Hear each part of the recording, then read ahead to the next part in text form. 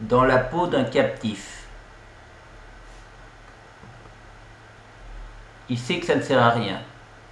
Pourtant, il ne peut réprimer cette pulsion qui monte en lui. Il doit le faire. Il doit se jeter violemment, son corps tout entier, contre les barreaux. Ça ne sert strictement à rien.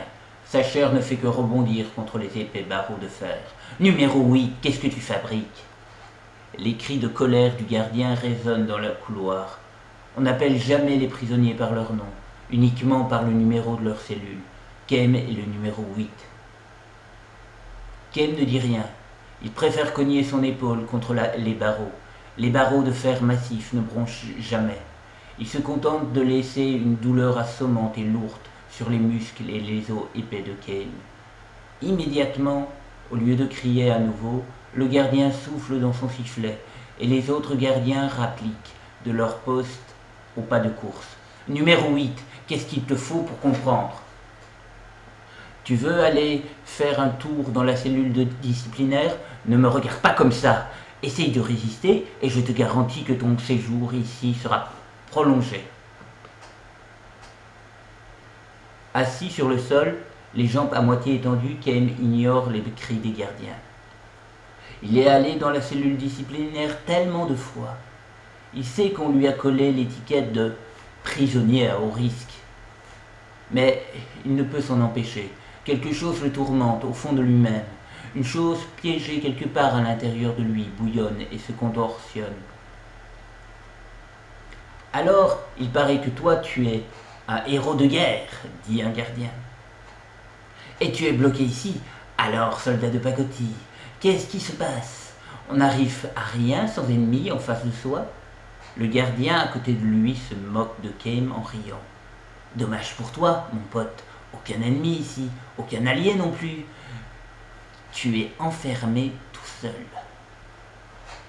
Une fois les gardiens partis, Kem se met en boule sur le sol, la tête dans les genoux, les yeux clos, tout seul.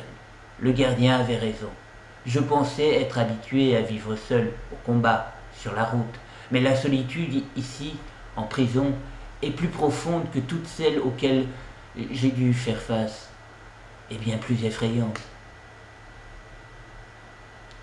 Des murs sur 3 côtés, et derrière les barreaux, rien d'autre qu'un mur enveloppant le couloir étroit.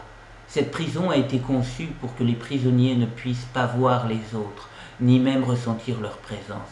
La totale monotonie de ce qu'on voit paralyse également toute perception du temps.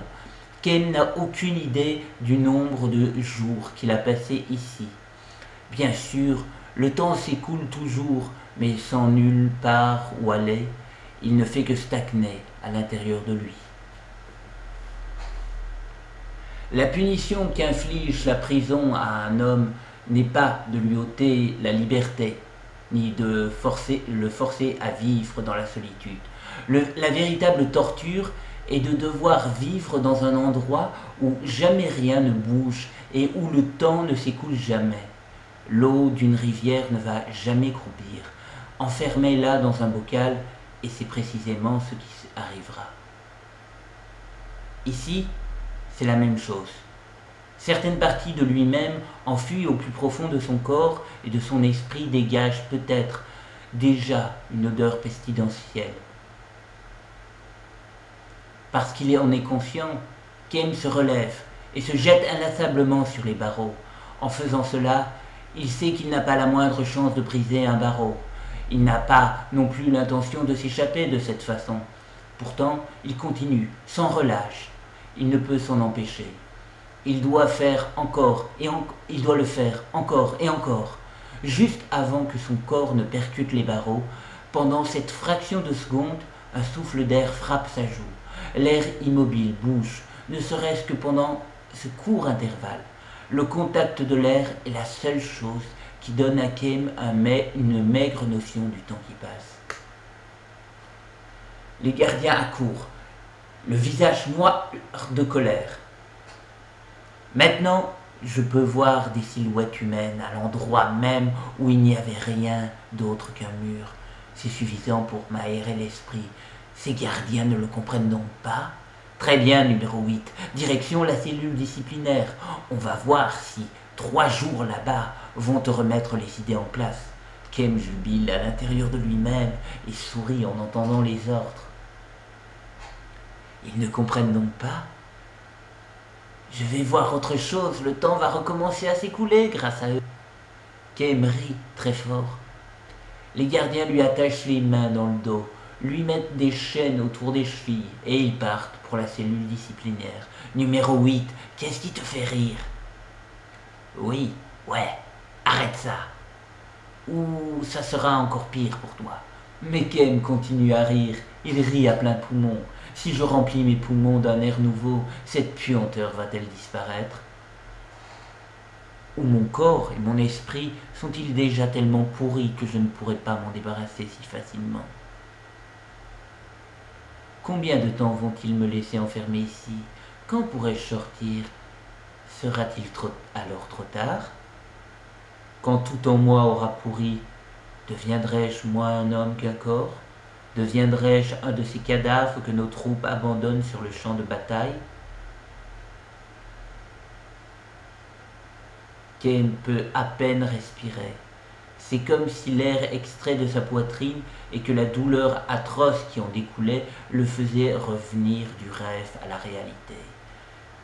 Ai-je déjà été en prison il y a bien longtemps?